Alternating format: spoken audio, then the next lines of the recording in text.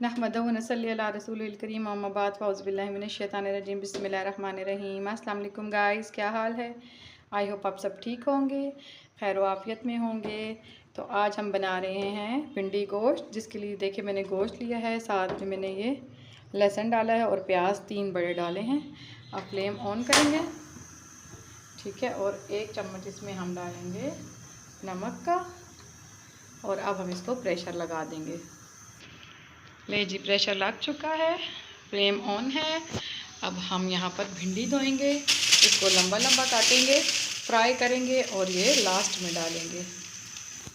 जी तो गाइस ये देखें, ये मैंने भिंडी काटी है बड़ी बड़ी सी और अब हम इसको फ्राई करेंगे अच्छा सा ऑयल डालकर, क्योंकि फिर यही ऑयल हम डालेंगे भिंडी में। ठीक है, सब्ज़ मिर्ची भी मैंने इसमें डाली हैं, बड़ी बड़ी बड़ी यम्मी लगेंगी। अब हम इसको फ्राई करेंगे और बस इसके बीच में डालेंगे और इसका भी मैंने पक गया है, इस फ्लेम ऑफ कर दिया है। अब इसकी लिड उठाते हैं और देखते हैं इसकी क्या कंडीशन है।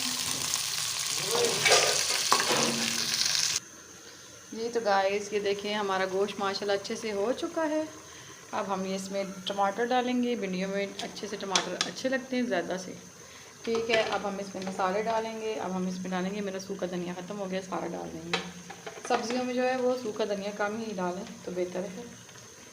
ठीक है, 1 चम्मच भर के रेड चिली डालेंगे। नमक मैंने ऑलरेडी डाला था और अभी चखूँगी, कम हुआ तो डालूँगी। बस ये हल्दी, नॉर्मल से मसाले। ठीक है, अब हम इसको मसाले को पकने के लिए छोड़ देते हैं। यहाँ पर मेरी भिंडियाँ हो रही हैं और ये ऑयल जो है मैं इसमें डालूँगी। ठीक है, अभी आपको लगेगा बड़ी ऑयली भिंडियाँ हैं, ऑयली नहीं है। ये सारा ऑयल जो है ये सब गोश्त में जाएगा अभी। ठीक है, अभी मैं इसको सेपरेट कर लेती हूँ भिंडियों को और फिर ये गोश्त में ऑयल डाल दूँगी। चलो जी, अब जब तक ये होता है उसके बाद मैं आपको नेक्स्ट प्रोसीजर दिखाती हूँ। ऐसे मैंने भिंडियों का ऑयल इसमें डाल दिया है। ठीक है, और ये देखें, ये मेरी भिंडियाँ फ्राई हुई थी, ये पड़ी हैं। बस अब ये ज़रा गोश्त हो जाए फिर इसके बाद हमें इसमें भिंडी डाल देंगे। बस अब ये ज़रा सा मैं जल्दी इसके पकने का इंतज़ार कर रही हूँ। गाइस ये देखें, माशाल्लाह सालन मेरा भुन चुका है, ऑयल भी छूट चुका है।